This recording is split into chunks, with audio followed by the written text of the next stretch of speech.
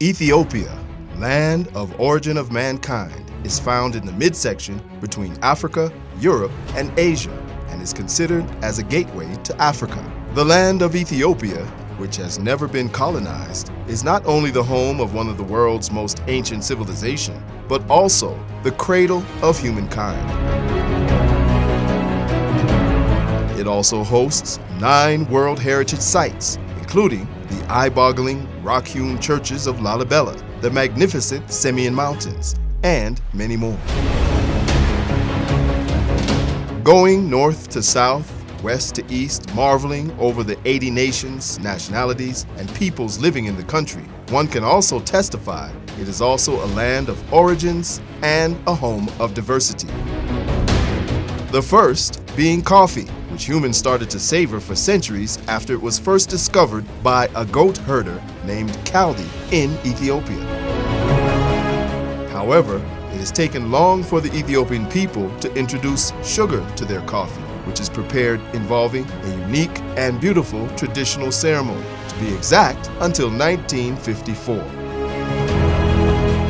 That year marked the establishment of the first sugar factory in the country, Wanji Sugar Factory. The factory was established by the former Emperor Haile Selassie's government in partnership with the Holland company HVA. The company used to hold free sugar tasting events all over the city, acquainting people with the sweet taste of it, so that the 1,400 quintals of sugar produced per day by the sole manufacturer, Wanji Sugar Factory, ended up consumed. But it only took a few years for the sugar fever to catch on all over the country, making sugar the heart of the people's day-to-day life, next to coffee.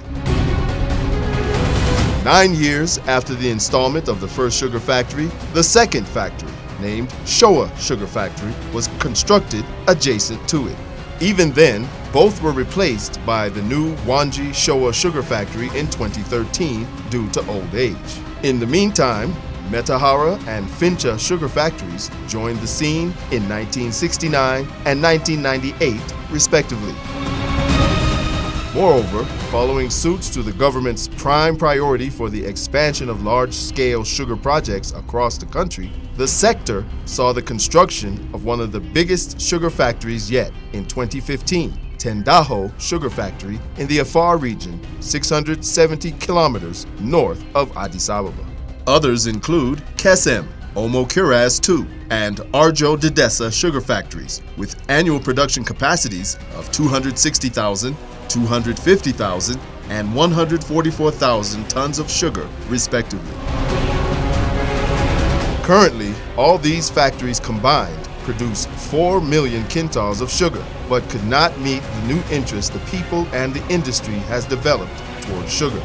In a bid to close this supply-demand gap, the government has invested in the construction of additional sugar development projects, Tanabelis and Welkayit. When commenced, Tanabelis will have an annual production capacity of 484,000 tons of sugar, while Welkayit will also have the capacity to produce 484,000 tons of sugar per year. Until recently, in total, more than 100,000 hectares of land has been irrigated and covered by sugar plantations. Cognizant of the gap between the demand and supply of sugar locally, also with the aim of tapping into the export market potential of the sector, Ethiopia has been carrying out sugar development activities that can be termed as sugar revolution since 2010. Of course, to fill the gap, also we are doing a lot of projects. At the end of second GTP, our sugar factories become 13, and with this, the demand will be fulfilled as well as it will be surplus. So it will give us a room to look into the international market for export. The major responsible factor for the widening gap between the demand and supply of sugar is the fast economic growth the country is experiencing in the past decades. Ethiopia has been registering an average 10.5% economic growth between the years 2005-2006 and 2015-2016. surpassing the region's average growth 5.4%, according to the World Bank. Therefore, along with these, some significant changes are occurring in households as well as on the national levels. The income of the population is also increasing due to job opportunities obtained by the people, and the buying power is increasing. In addition, the industrial development, beverage industries, pastries, and many sugar utilizing factories are increasing in the country, and therefore this demand is increasing from time to time. Moreover, the growing population of the country, which currently stands at 102.4 million, is another contributor to the rise in demand. The aggregate result of this has left a measurable distance between the supply of sugar and its demand. The amount of sugar the government supplies currently ranges from 6 to 6.5 million quintals per annum, whereas only 3.5 to 4 million quintals of sugar is produced locally, leaving the rest of the sugar amount to be imported from abroad. Although unfortunate, this market gap can be an opportunity ready to be exploited by investors who are interested to engage in the sector. Nevertheless, this is not the only opportunity investors search for when waiting to join the sector. Generally, sugarcane is a basic for sugar production. It is a main raw material. There should be favorable climates for sugarcane production.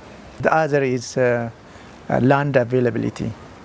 Land availability is a limiting factor. If there is no fertile land, it's hard to grow sugarcane and to manage it.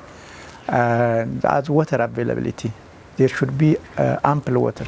At the same time, these factors should be backed by a conducive investment environment, a developed infrastructure, and an abundant resource for labor. And luckily for those looking to invest, Ethiopia measures up great against these odds. Globally, sugar cane yield is on average it's around 8.5 tons per hectare per month. In Ethiopia, this value could reach about 10.8 or 10.5, which means it is very high. And it is especially the pioneer sugar factories in the country are above average of the world production. Dubbed the water tower of East Africa, Ethiopia is rich in its water resources. It has around 124.4 billion cubic meters of river water, 70 billion cubic meters lake water, and 30 billion cubic meters surface water. Along with this, it has the potential to develop 3.8 million hectares of irrigation. The second most populated nation in Africa is also never short of human resources. Furthermore, along with the expanding economy, the government is also developing and expanding the access to various infrastructure all over the country. The government developed a lot of infrastructures like roads, like telecom, like electric power, dams, and still the main canals as well. The government also assures it will always be there encouraging and supporting investors in each step of their business endeavors. Mr. Hugh of Complant, which also carried out the construction of Omo Kuraz 2, shares their take on the existing business environment in Ethiopia. The new Prime Minister have already started the economic reform. I think the country is open to all the foreign company, especially on the investment on sugar industry. All these favorable conditions bundled up together is sure to make the production cost of sugar low and increase businesses' competitiveness in the international market. Apart from this, the government has identified profitable areas investors can partnership or directly invest and engage in the business. One of these, including new sugar development projects under construction, is the largely anticipated Omo Kuraz Sugar Development Project. Here are the directions the government looks forward to work on together. We are ready to work with local as well as international investors as a joint venture, or in terms of total ownership transfer, or maybe we can also work together in both ways in the byproducts as well.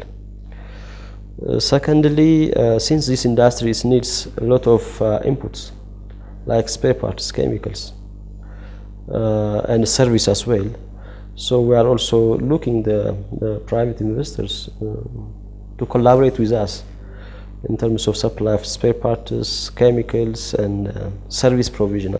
Engaging in these development projects has its own perks. The Shugar Corporation constructs irrigation infrastructure for 175,000 hectares, and the road networks, housing buildings for the laborers, and the bush clearing, land preparation works are also completed because we simplify all those investment costs.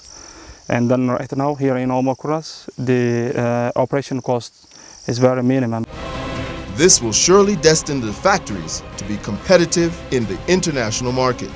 This project is constructed by using Omo River and plain ground.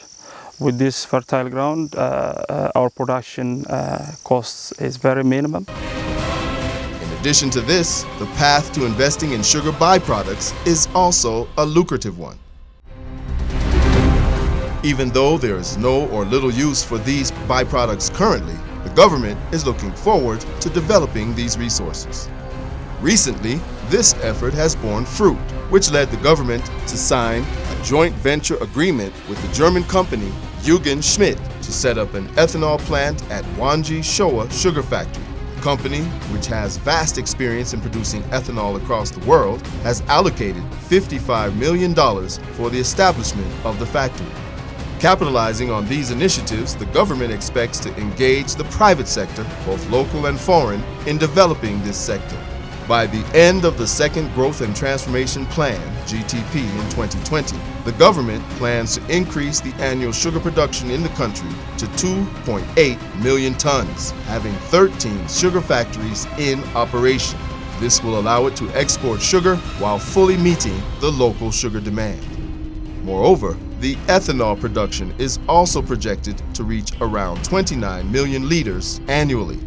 Without a doubt, combined with other developmental activities, this will smooth the transition the country has embarked on from agricultural to an industrial-led economy, and envisioning joining the lower middle income countries of the world in 2025.